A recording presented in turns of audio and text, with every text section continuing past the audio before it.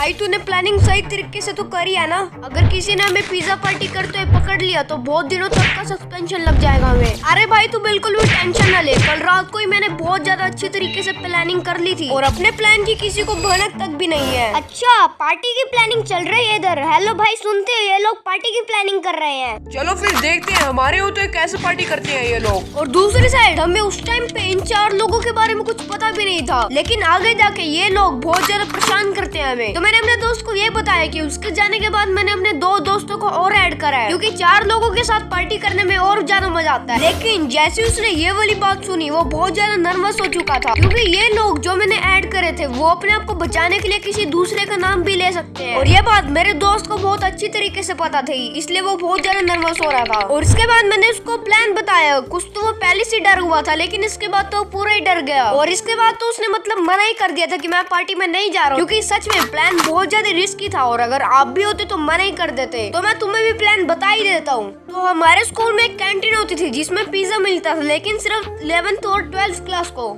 लेकिन 11th class में तो हम में से कोई भी साथ में नहीं रहेगा, क्योंकि हम अलग अलग स्ट्रीम लेने वाले हैं और इसलिए हम कभी भी साथ में बैठ के पार्टी नहीं कर सकते। इसलिए मैंने एक प्लान बनाया और मेरा प्लान ये था कि जब भी हमारी रिसेस होगी तो हम हैंड वॉश के बहाने वॉशरूम में चले जाएंगे और 20 से 25 मिनट तक वॉशरूम में रहेंगे और 20 से 25 मिनट बाद तो कैंटीन में जाएंगे, क्योंकि 11th और 12th की ब्रेक तब स्टार्ट होती थी। लेकिन इसमें सिर्फ एक ही चीज रिस्की थी, क्योंकि वॉशरूम में पीटीआई सर कभी कभार राउंड लगाने आ जाते थे और रिसेस के टाइम वॉशरूम में जाना अलाउड नहीं था। तभी तो मेरा दोस्त डर रहा था। और दूसरी साइड हमारे दुश्मन भी प्लानिंग कर रहे थे कि वो कैसे प्रिंसिपल मैम को बुला के लेके आएंगे और सब कुछ प्लान के अकॉर्डिंग ही होने वाला था। लेकिन हमें मैम ने मना कर दिया था बाहर हैंड वॉश के लिए, लेकिन पार्टी करने तो हमें जाना ही था, इसलिए जैसे तैसे करके हम चले गए और आधे घंटे बाद अच्छी तरह पार्टी करके भी आ गए थे। और पार्टी हम इसलिए करके आ गए क्योंकि जिन बच्चों को हमारे प्लान का पता था वो भूल गए थे, क्योंकि उनका स्पोर्ट्स का लेक्चर लग गया था।